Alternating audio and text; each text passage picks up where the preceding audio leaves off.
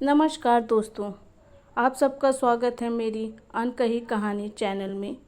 दोस्तों, आज मैं आपको एक ऐसी कहानी सुनाने जा रही हूँ जो सिर्फ एक लड़के की नहीं बल्कि हम सब की है। ये कहानी है सपनों की, संघर्ष की और उस उम्र की जहाँ हम सब सबसे ज़्यादा भटकते भी हैं और सबसे ज़्यादा सीखते भी हैं।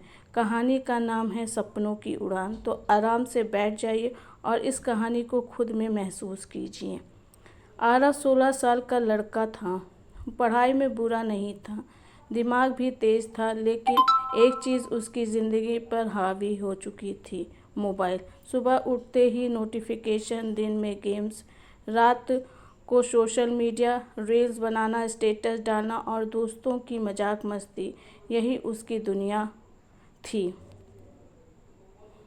माँ कहती, बेटा ये उम्र मेहनत की है, अभी वक्त है, संभल लिया तो ज़िंदगी बन जाएगी। लेकिन आरव हंस कर कहता, अरे माँ, अभी मैं तो छोटा हूँ, ज़िंदगी पड़ी है, बाद में पढ़ लूँगा, मेहनत कर लूँगा।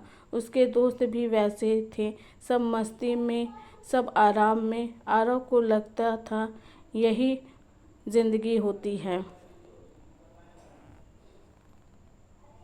लेकिन वक्त हमेशा आईना दिखाता है। स्कूल का टेस्ट हुआ और रिजल्ट का दिन आया। क्लास के टॉपर खुश थे। आरव का चेहरा उतरा था।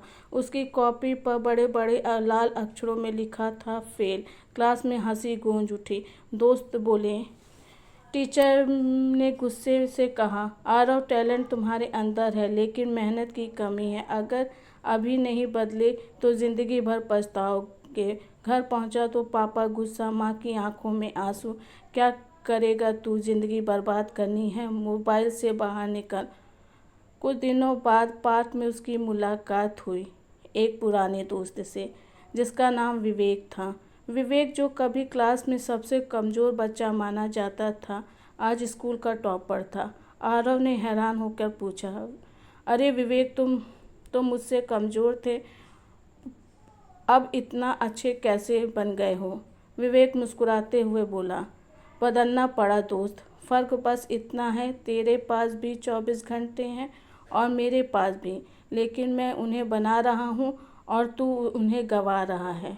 ये सुनकर आरव चुप हो गया। उसके मन में आग सी लग उठी और उसी दिन से उसने ठान लिया, अब मैं भी बदलूंगा। अगले ही दिन आरव ने मोबाइल के सारे games, social media apps delete कर दिए। सुबह जल्दी उठना शुरू कर दिया, किताबें खोली, टाइम टेबल बनाया। शुरुआत आसान नहीं थी। नींद आती, दोस्तों के मैसेज आते, क्रिकेट खेलने का भी मन करता था। कभी कभी थकान से रोने लगता, लेकिन माँ के शब्द और विवेक की बातें याद आती। फ़र्क बस इतना है, बनाने और गंवाने में। धीरे धीरे पढ़ाई की आदत बन गई। गणित की प्रैक्टिस, साइंस के नोट्स, हिस्ट्री के क्वेश्चन, हर रोज़ थोड़ा थोड़ा, लेकिन लगातार वह करने लगा।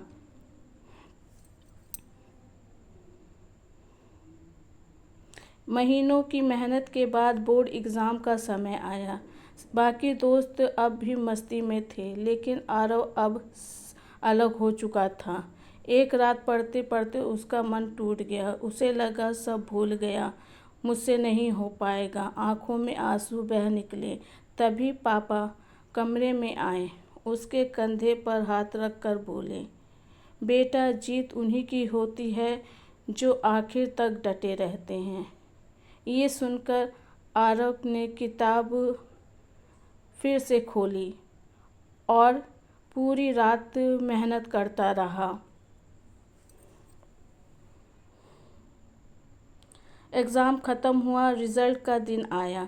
स्कूल में भीड़ लगी थी। दिल धड़क रहा था। आरव ने बोर्ड पर अपनी रैंक देखी। उसकी आंखें चमक उठीं। वो स्कूल के टॉप 3 में आया था। टीचर गर्व से बोली, आज तुमने साबित कर लिया कि मेहनत कभी बेकार नहीं जाती। दोस्त जो उसका मजाक उड़ाते थे अब तालियां बजा रहे थे। पापा की आंखों में गर्व था और माँ के आंखों में खुशी के आंसू थे। कुछ दिनों बाद स्कूल में एक प्रोग्राम हुआ। आरव स्टेज पर खड़ा था। उसने कहा, दोस्तों, ज़िंदगी की असली मज़ा गेम्स और रील्स में नहीं है। असली मज़ा अपनी मेहनत से मिली जीत पे है। ये जवानी का समय दोबारा नहीं आएगा। अगर अभी मेहनत नहीं की तो कभी नहीं मेहनत कर पाओगे। दोस्तों, ये कहानी सिर्फ आरव की नहीं थी। ये कहानी हर उस लड़के की थी जो सोशल मीडिया और मस्ती में समय गंवा रहा है। याद रखो, सपने सच होते हैं, बस शर्त है कि तुम उनके लिए मेहनत करो। ज़िंदगी दोबारा मिलेगी नहीं, मौका नहीं देती, इसलिए अभी से शुरुआत करो। धन्यवाद। अगर आपको मेरी ये कहानी अच्छी हो तो प्लीज़ सब्सक्राइब करिएगा मेरे चैनल को।